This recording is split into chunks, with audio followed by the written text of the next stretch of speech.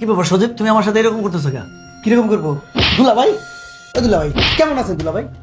এভাবে বলবো? কিরে ঋতু, তোর সংসার কেমন চলতেছে? মোটামুটি ভালো। মোটামুটি ভালো মানে?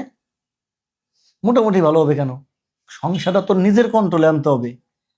তোর ননদ রে জ্বালাবি, তোর শাশুড়ির জ্বালাবি, জ্বালায় জ্বালায় অতিষ্ঠ করে ফেলবি। আর তোর স্বামী রে সবসময় তোর আঁচলে বাইন্দা রাখবি। দেখোস না তোর বোন আমার কি করছে? তোর বোনের কথায় আমি উঠি বসি, সবকিছুই তো।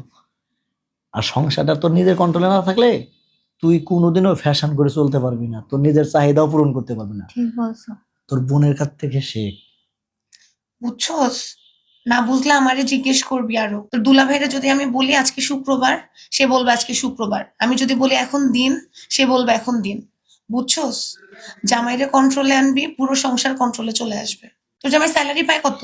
আমি তো জানি না আপু। কি বলছ? এখনো জামাই স্যালারি জানোস না? তোর হাতাই না দেয় না টাকা? না, ও তোর মার হাতে দেয়। আল্লাহ, কি বলে এগুলি? মার হাতে দেবে কেন? সংসার করে তোমার সাথে ওই মা বাপ রে যে বাবুক সিস্টেম করে এই বাড়ি থেকে বাইরে করার ব্যবস্থা করো, ঠিক আছে? আর তোমার ওই যে দুলাভাই আসে না, ননদে জামাই, বাড়িতে বসে বসে খায়, হেরেও সিস্টেম করে এদেরকে বাড়িতে পাঠাই দিতে পারো না? তোমার স্বামীর দায়িত্ব খায়। আর শোনো, একটা বাচ্চা কাচ্চা হইলে কত খরচ বাড়বে এটা জানো? যেভাবে হোক সিস্টেম করিয়া তোমার কন্ট্রোলে নিয়ে এদেরকে বিদায় করো। আর শ্বশুর শাশুড়ি তো কয়দিন পর মারাই যাবে।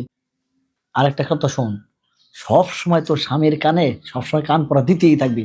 মা বোন ভাই সবার নামে দোষ দিবি, দিতে দিতে একদিন না একদিন দেখবি তোর কন্ট্রোলে চলে আসে। বুঝছিস? শোন, একদিনও যেন বাদ না যায়, বুঝছিস? কি বলছি শুনছোস? এই ব্যাপারটা সবসময় মাথায় রাখবি। হ্যাঁ, একবারে মাথায় রাখ, মাথায় রাখ, মাথায় রাখ, মাথায় রাখ। এই, কি ব্যাপার সজীব, তুমি আমার সাথে এরকম করতেছো কেন? কিরকম করবো? দুলা ভাই, ও দুলা ভাই কেমন আছেন দুলা ভাই? এভাবে বলবো? কি বলতেছিলি?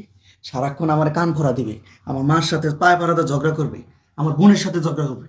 আপনি তো বড় বোন, নিজের জামার মাথাটা তো খাইছেন, নিজের জামাই আসলে বাইন্দা রাখেন, এখন ভাবতেছেন আমারও সেটা করবো। আমি ওই রকম ছেলে না, বুঝতে পারছেন? আমার বউ আমার কন্ট্রোলে থাকবে, আমি আমার বউর কন্ট্রোলে থাকবো না। আর আপনি এলেন আপা, আপনি দুলা ভাই, আপনি কিভাবে পারলেন আপনি শালিকে এমন একটা বুদ্ধি দিতে?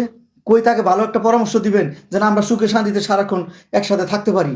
আর আপনারা আসছেন কুবুদ্ধি দিতে, মেহমান মেহমানের মতো আসবেন। আর যদি তা না পারেন, আমার বাড়িতে কোনো দিন আপনার যেন না দেখি।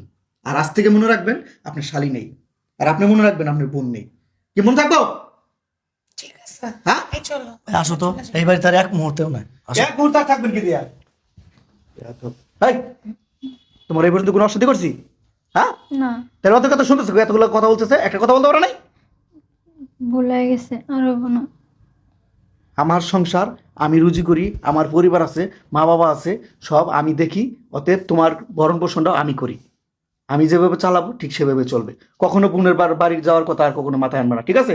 বাড়িতে মা বাবা আছে, যেদিন ওরা তোমার বাড়িতে না যাবে সেদিন আমাকে বলবা। তাছাড়া কিন্তু যদি ওইরা দুইজন তোমার বাবার বাড়িতে থাকে আমি কিন্তু সেদিন যাবো না। কথাটা মন থাকবে? যে মন ঠিক থাকে। আছে, যাও নাস্তা রেডি করো, আসতেছে আমি। ঠিক আছে।